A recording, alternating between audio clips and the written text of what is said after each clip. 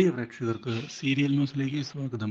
കൂടുതൽ സീരിയൽ ന്യൂസുകൾ അതിവേഗം ലഭിക്കുന്നതിന് ഈ ചാനൽ സബ്സ്ക്രൈബ് ചെയ്യുക. ബെൽ ഐക്കൺ മറക്കാതെ ക്ലിക്ക് ചെയ്യുക. വീഡിയോ ഇഷ്ടമായി എങ്കിൽ ലൈക്ക് ചെയ്യാൻ മറക്കരുത്. ഇനി എങ്ങനെ കാര്യങ്ങൾ മുന്നിലേക്ക് കൊണ്ടുപോകണം എന്ന ചോദ്യമാണ് ഇപ്പോൾ ബാക്കി ആയിരിക്കുന്നത്.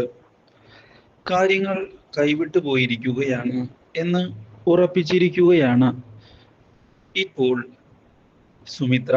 കാര്യങ്ങളെല്ലാം ബലരാമൻ അറിഞ്ഞു കഴിഞ്ഞു. ഇനി അവൻ ഇതിൻ്റെ പേരിൽ ചോദ്യങ്ങളുമായി എത്തും. അതിൽ യാതൊരു സംശയവുമില്ല. ഉത്തരം പറയാതെ രക്ഷപ്പെട്ടു പോകാനും സാധിക്കുകയില്ല.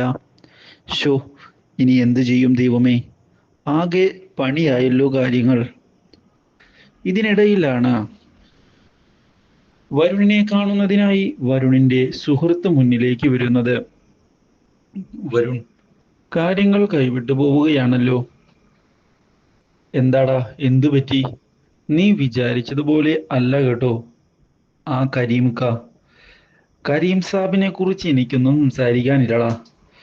അയാൾ അയാൾ എന്തൊക്കെ ചെയ്താലും ആ വീട് ഞാൻ വിട്ടുകൊടുക്കില്ല.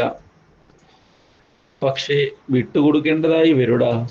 അയാൾക്ക് അതുപോലെയാണ് പിടിപാട്. എന്ത് പിടിപാട്?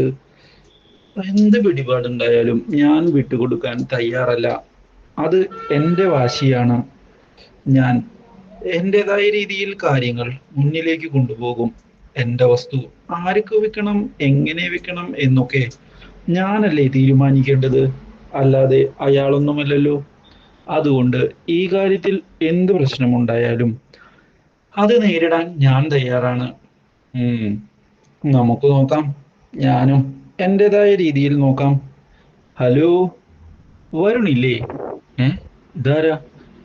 ഞാനാ, കരീം സാഹിബ്. ഓ, താങ്കളോ? താൻ എന്തിനാടോ ഇങ്ങോട്ട് വന്നേ?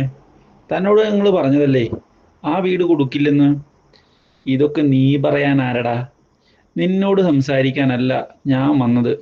എടോ, മര്യാദയ്ക്ക് സംസാരിക്കണം. ഒരു പോലീസുകാരനോടാ താൻ സംസാരിക്കുന്നതെന്ന് നോക്കണം. ഇരിക്കടാടെ. ശരി, അവന്റെ ഒരു പോലീസുകാരൻ. ഈ കരീം സാഹിബ് കുറെ പോലീസുകാരെ കണ്ടതാ.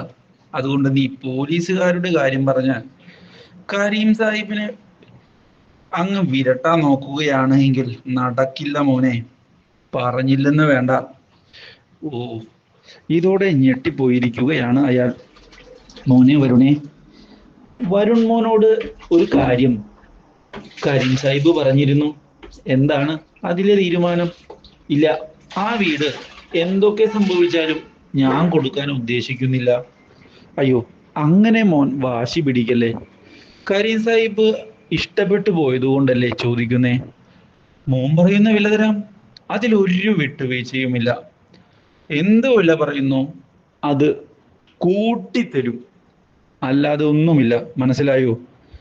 എനിക്ക് വേണ്ട. അതാണ് എനിക്ക് പറയാനുള്ളത്. എൻ്റെ വീട് അത് ഞാൻ ഇഷ്ടം പോലെ വിൽക്കുകയോ വിൽക്കാതിരിക്കുകയോ ചെയ്യും. അത് മോൻ്റെ അഹങ്കാരമല്ലേ മോനെ വരുണേ.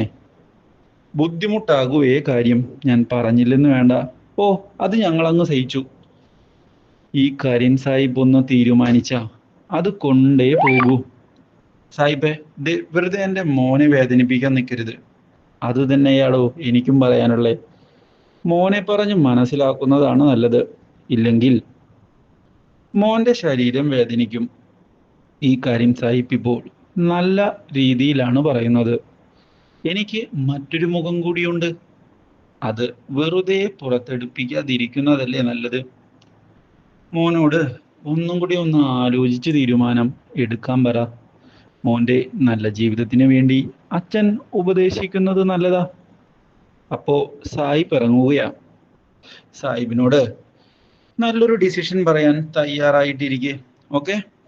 ഇതോടെ വരുൺ ഒന്ന് ഞെട്ടിപ്പോയിരിക്കുകയാണ്. എടാ വരുണേ, വിചാരിക്കുന്നത് പോലെ അല്ല കേട്ടോ.